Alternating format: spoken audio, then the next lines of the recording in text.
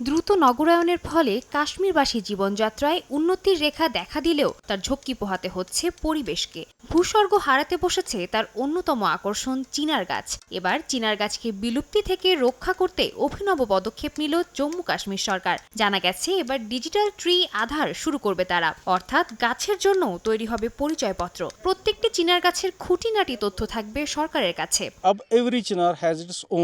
এখন থেকে প্রতিটি গাছের আধার নাম্বার থাকবে, যা আমরা ডিজিটাল ইন্ডিয়ার সঙ্গে যৌথভাবে তৈরি করেছি। প্রতিটি গাছেই কিউআর কোড যোগ করা হয়েছে, যা স্ক্যান করলেই গাছটির যাবতীয় তথ্য পাওয়া যাবে। এখন পর্যন্ত আমরা 28,560টি গাছের জরিপ করে তাদের তথ্য সংগ্রহ করেছি। बिल्कुल रीडिंग्स ली है फिजिकल कैरेक्टर्स की और उनको हमने क्यूआर स्कैन में। গাছের অবস্থান, স্বাস্থ্য, কিভাবে গাছটি বেড়ে উঠছে সমস্ত তথ্যই পাওয়া যাবে ওই কিউআর কোডে। গাছগুলোর আশেপাশে প্রকৃতি বদলাচ্ছে কিনা, কোনোভাবে গাছের ক্ষতি হতে পারে কিনা সেটাও জানা যাবে এর মাধ্যমে। প্রশাসনের এই পদক্ষেপের প্রশংসা করেছেন পর্যটকরা।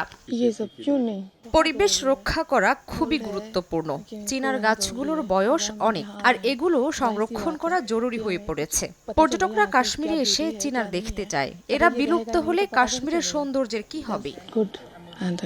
সাধারণত এক একটি চিনার গাছ পরিপক্ক হতে 150 বছর লাগে। 30 মিটার লম্বা হয় গাছগুলো। কিন্তু দীর্ঘদিন ধরেই কাশ্মীরে আশঙ্কাজনকভাবে কমছে চিনার গাছের সংখ্যা। 1970-এর দশকে 42,000 গাছ ছিল ভূস্বর্গে, কিন্তু এখন সেটা কমে 34,000-এ দাঁড়িয়েছে। সে কারণেই চিনার গাছ বাঁচাতে বিশেষ উদ্যোগ নিয়েছে সরকার।